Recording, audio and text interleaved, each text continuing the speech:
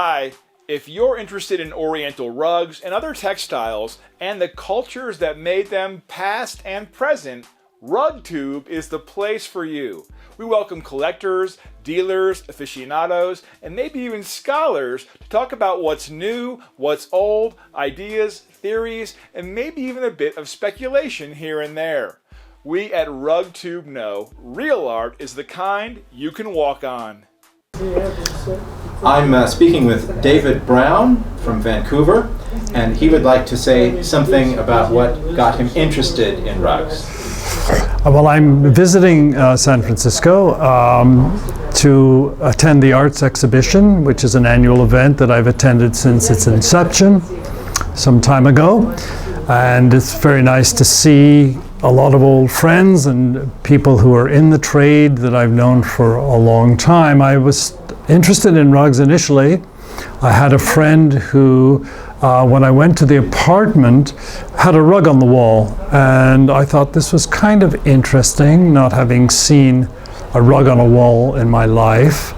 I'm going back some time, early 70s, and it was what I learned later was a Kazakh Karachov, which is a very geometric design and sort of very contemporary. In fact, the individual was a curator at the art gallery and basically way ahead of the time in terms of seeing the connection between modernity and abstraction, and something that was probably woven in 1850 or 1860. So I started to read, and one of the early books that I read was a promotional pamphlet by a dealer named Babayan, who had an office in I think he was in New York as well as Winnipeg, of all places. And the title of the book was The Mystery of the Oriental Rug. And that was the appeal to the romanticism of Orientalism. My interpretation of the title 40 years on is rugs are still a mystery, but for reasons that I'm not entirely sure of anymore, because the people that started off in the era when I did were really interested in rugs because they were beautiful and underappreciated and had aesthetic qualities that were quite foreign but still accessible. Over the years, the expansion of the market really was concurrent with the rise in prices dramatically and very, very serious increments in terms of price levels, so that people who really liked things and were perhaps, say, academics at universities were totally priced out of the market. I've managed to stay in the market just simply by good fortune and a little bit of collecting, a little bit of dealing.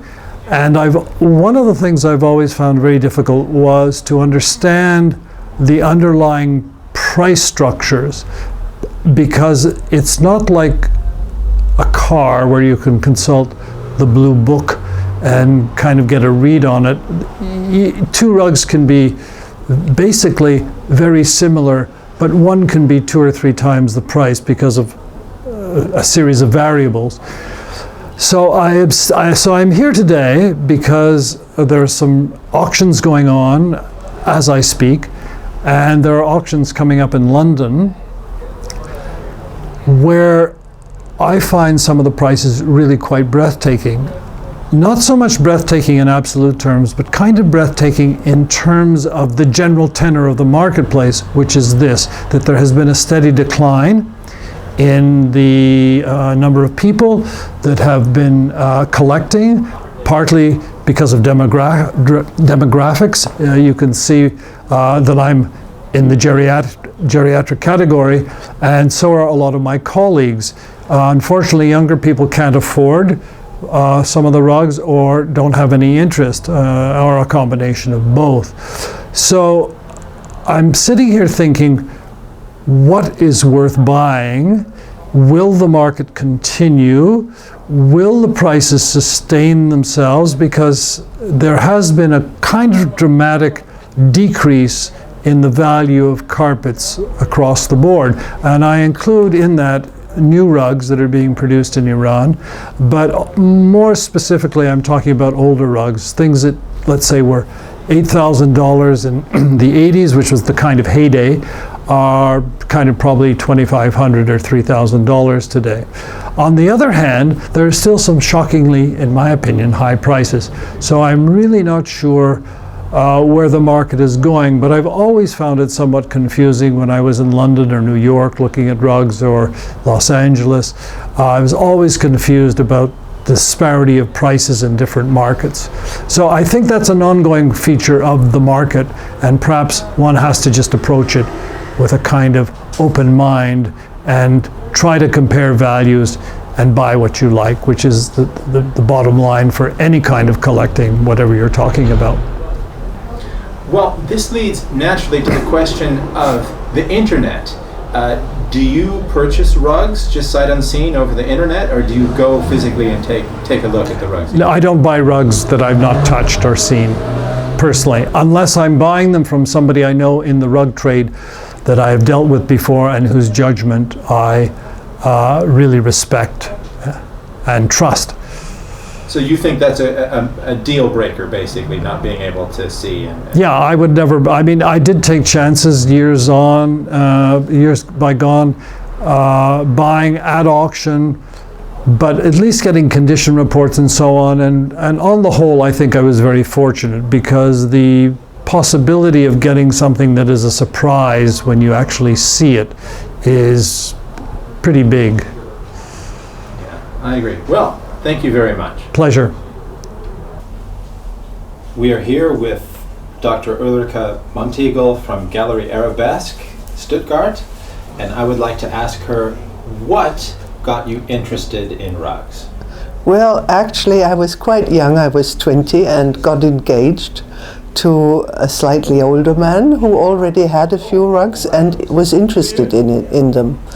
And I saved my student money for a wedding present, and the first thing I bought for him was a Caucasian rug with, what I didn't know then, some chemical dyes. So I made my first mistake. And from there, things got better. Yes, I learned. And what was the most important thing to teach you about rugs? Was it dealers or books or both? No, it was really going to places where you could see them, like auction houses. I did naturally learn from the first books, especially Schürmann's famous books on Caucasian rugs. And for a time I tried to buy an example of each group of Caucasian rug in his book. So Caucasian rugs are very popular. Many people like them because they are easy to identify types. Yes. What helped you particularly with Caucasian rugs? Oh, it's the expressive geometry, I think, and the good colors. They have a general appeal, I think. I think it's the abstraction that I liked. And about bad dyes in Caucasian rugs. Sadly, many Caucasian rugs have chemical dyes. Yes, I learned that pretty fast, but we still kept the wedding rug till our divorce. Oh, that's very interesting. Yes, and then we had a really nice collection. Okay, now making the transition from an interested collector to dealer, what made you do that? Oh, that is a very interesting story. You know, when I did my college degree when I was a mother of 3 children, so I was a little bit older, and then I did a PhD in comparative literature. So I was really, really well educated, but in the early 80s there were no jobs in Germany for academics. So I got so angry that I thought, what on earth can I do? What talent do I have? And I thought, I understand Caucasian rugs. So I went to my bank and got a loan, and so I started out with 50,000 D-Mark, and I went and bought Caucasian rugs and had my first exhibition in the gallery of an antiques dealer in Stuttgart. That's very interesting. So academics many of them say that their training as academics helped them. Did it help you, that your higher academic training? No, not at all. It really embarrassed me at the beginning because I had to explain myself so much. And also then later I worked as a teacher, and I found the different skill levels very confusing, because as a teacher you advise the parents. You're in a higher position, so to speak. As a dealer, you want somebody to appreciate your rug and spend money on it. So you're in a lower situation or a more dependent situation, and that was very difficult for me. So what was the most difficult thing as a dealer? What did you have the most problems with? Self-confidence. And once you knew you had self-confidence, then the selling was much easier. Okay. Now, how much selling do you do now over the internet? Not very much. Because I'm not very good at photography. My former partner, who sadly died, was Michael Craycraft, and he used to do the photography for Galerie Arabesque, and he did it very well. So I never learned it because he did it. And unless you have really nice photos, you cannot sell in the internet well. And there is a gap in my business. So do most people, when they come in, do they want to see and feel the rug? Most people in Germany don't want rugs anymore. That's the biggest problem I'm facing. And this is also why I branched out to textiles. And textiles for me are a wonderful subject, and it's more general, and I have been able to get a lot of continuity for my business out of selling textiles, antique textiles from all over the world. So for a rug, say a room-size rug, it's fairly clear what you can use it for. For textiles, do people just hang those on the wall to enjoy them? Not in Germany. I rely on the English market because they have a different tradition. Textiles were always used to furnish these lovely old English houses. So the tradition still lives on in England. Naturally, there are also collectors of textiles, and I used to specialize in Chinese and Tibetan textiles, but I sold my collection when the market was so hot for these items. Yes. So looking forward, do you see the internet as being a good thing for your business, for textiles, or is it neutral? I think a person of my age, I'm 70 now, has to learn a lot about the internet. That isn't easy for my age group. So and at the moment I'm trying to learn about Instagram, because my younger colleagues and friends tell me that this is the way to go. And I will be able to tell you in a year whether I managed to learn enough to sell over Instagram or not. Facebook doesn't work so well for me, and Rug Rabbit doesn't work so well either. Okay, I think we will talk to you in about a year to see. Yeah, thank you. Yes, if things are any better. Thank you. Thank you very much. We're talking here with James Cohen from London, and I am interested in what got him interested in Oriental carpets.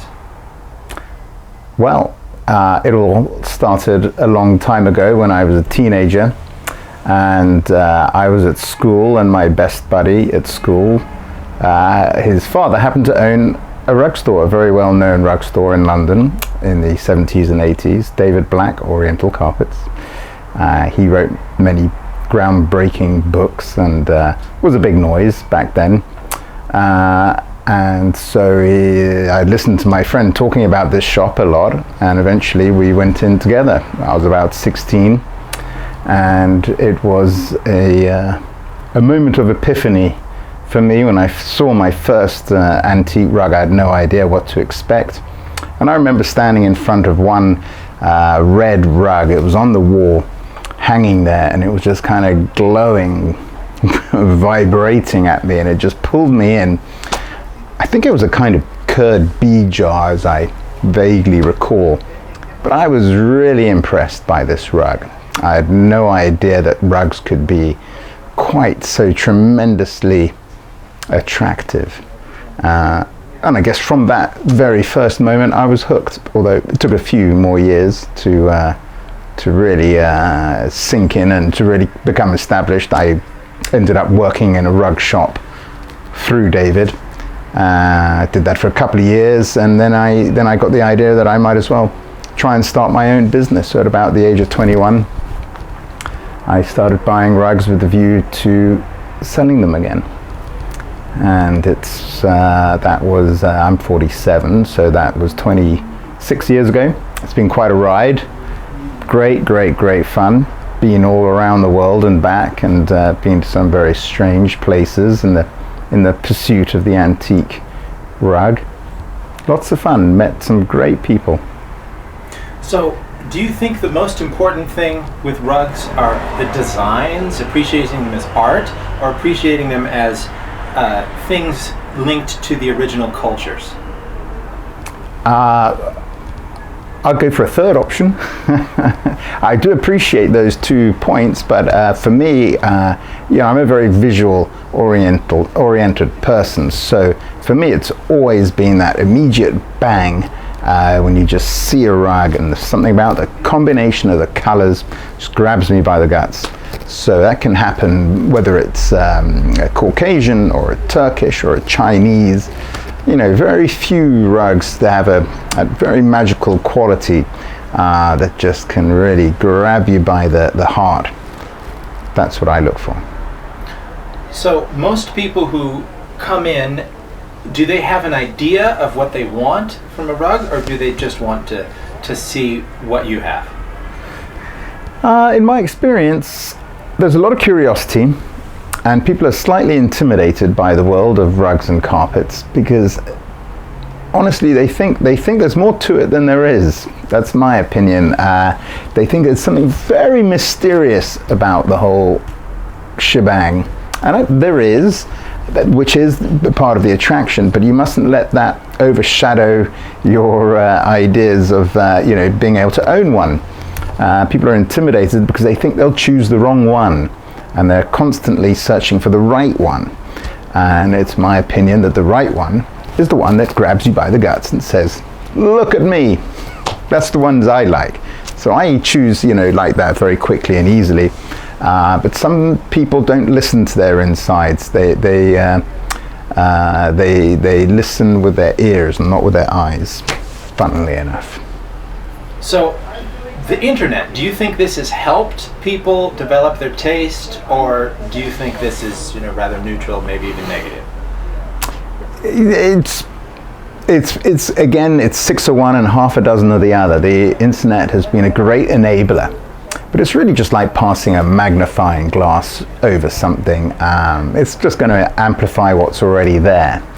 So if somebody has doubts, the internet is going to increase those doubts. But if somebody is searching, of course, for a rug or for anything, then the internet is a terrifically powerful tool that connects you to hundreds of dealers in a moment, whereas before you only had your dealer maybe down the road, or if you drove to another city. Then of course, if you are a nervous buyer, then you're going to be unsure. No matter, the more options you have, the worse it's going to get. So you've been grabbed by a rug over the internet? Yes. It can happen over the internet, yes, certainly. And would you buy a rug just sight unseen, buy a picture? Sure, many times. And do you use the internet to sell rugs? Yes, I do. As I say, it's a great enabler. It's not perfect, but I have a website.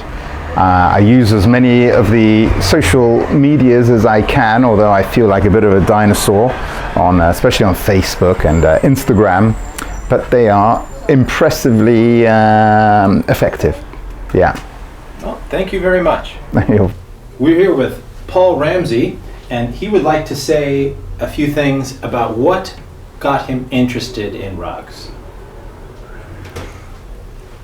One of the first things that I love about rugs is the texture and the colors and the play of light.